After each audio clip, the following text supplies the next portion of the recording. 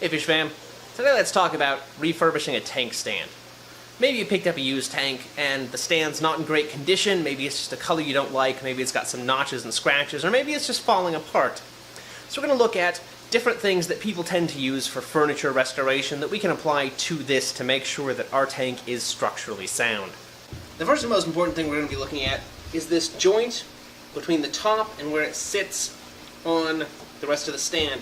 Very frequently with older stands, when you take the tank off, you will find that this separates in some areas.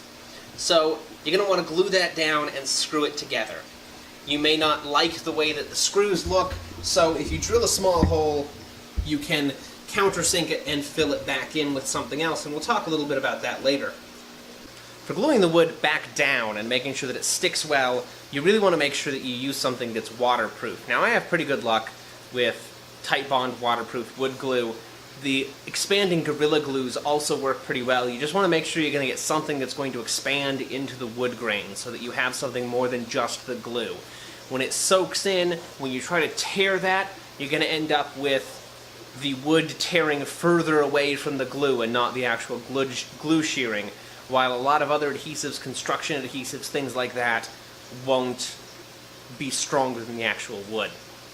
So one of the things that's important to look at when you're reassembling these kinds of things and fixing gaps is the strength of your screw, and that's something that people don't spend a whole lot of time really thinking about a lot of the time. So I've got 3 screws here.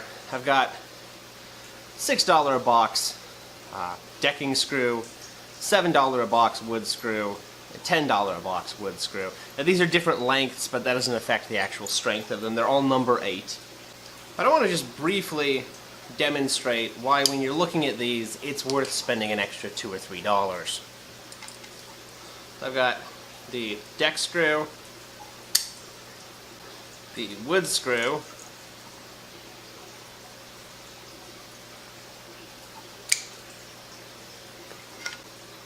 and the more expensive wood screw.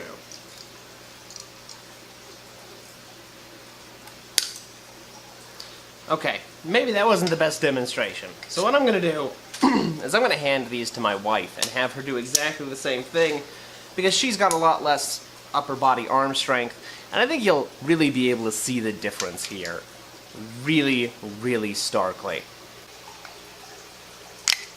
Oh yeah.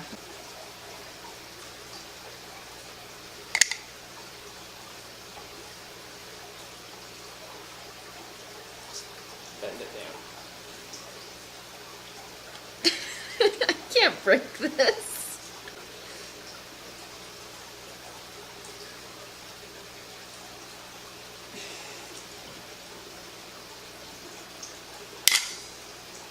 I feel like that makes a much bigger difference than me saying it felt like this was harder to break.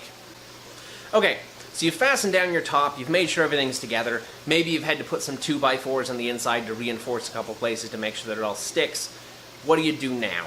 Well, the first thing you're going to want to do is determine if you want to keep it a wood grain, if it's already like that, or if it's something that you just want to paint over, because restoration techniques are going to vary depending on what you want to do. It's pretty common when you have something that has been wet and had a lot of weight on it and is pretty old to have some splitting around the corners like this. So we're going to look at a couple ways that you can fix things like that, how you can fix gouges in the wood, how you can resurface it depending on what you want to do. So if you're going to be restoring a wood finish to your stand, something that you should probably know about if there's any sort of damage to it anywhere or any gaps that you want to fill is carpenter's putty. To make carpenter's putty, you're going to need some gloves and you're going to need some wood dust. Now, you want to make sure that it's not sawdust. Sawdust is far too big and it will cause problems. So you want to make sure that it is a fine, fine powder if you can get that. This is partially sawdust, which I ran through a blender for a long time to break up a little bit more, and some dust left over from sanding. Sanding is really about the only way to get the right consistency, but I'm not doing a wood restoration, so I didn't want to spend the time to get that much dust. So you're going to take your dust, a little bit of wood glue, and you're just going to work it together like you're making bread.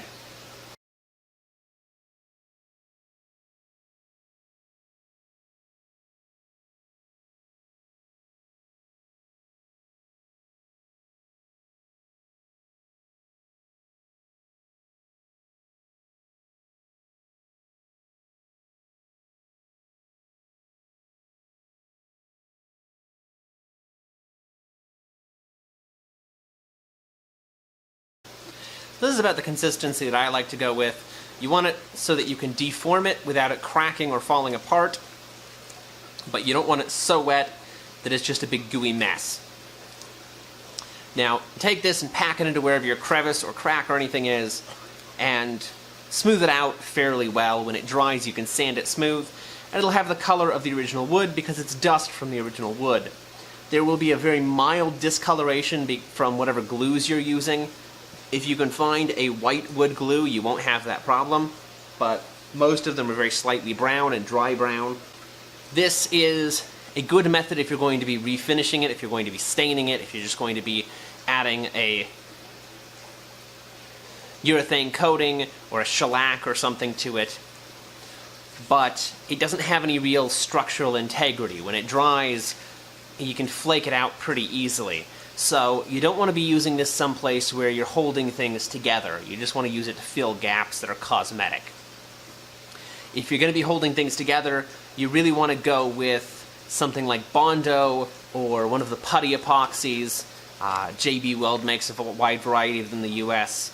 I usually use water weld for that kind of stuff because it cures pretty quickly and it's pretty tough. It holds pretty well, but for larger surface areas or if you're painting or something, Bondo's a lot easier to work with.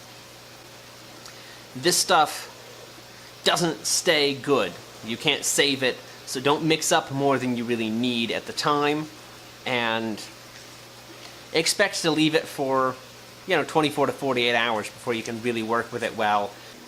For this, I'm going to be using some JB Water Weld because it's what I already have on hand. This is a 2-color epoxy putty. And you just mix it until you get a uniform color. I'm just going to apply a little bit in the crack. Smooth it out as well as I can. This edge looks like it's a bit worse than I thought it was, so I can carve a bit more of it out. And I'm going to use that same razor blade just to shape it briefly so that it follows the contours of the rest of the wood correctly.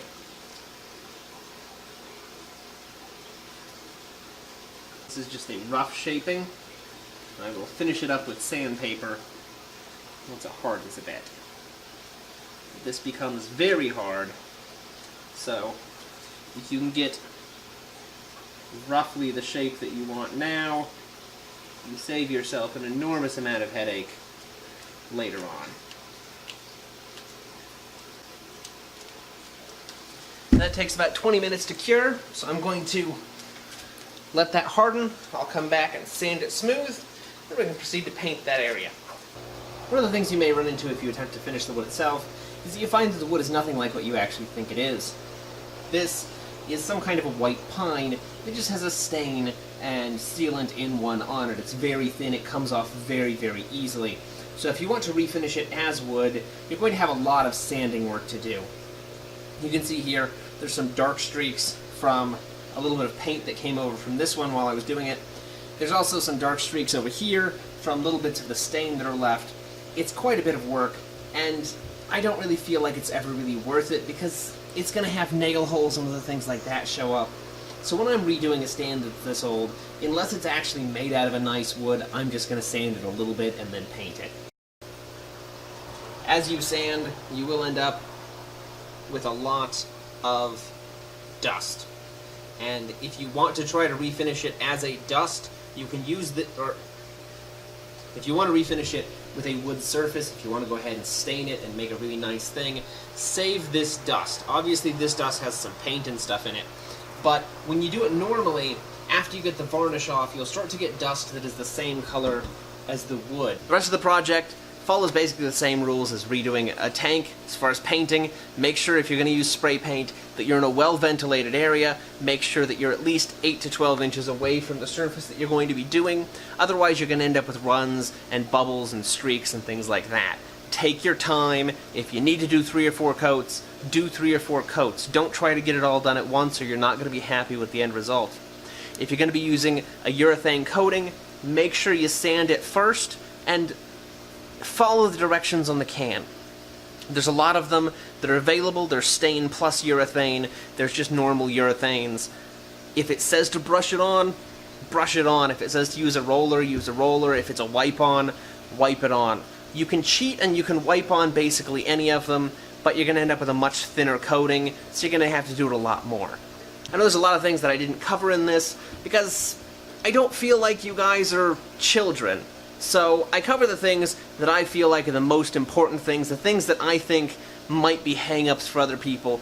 Other than that, use your best guess. And if you have questions, feel free to drop them in the comments, and I'll do my best to help you guys out.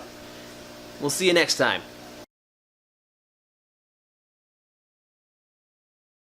If you like this video, don't forget to subscribe. Go ahead and hit that thumbs up button.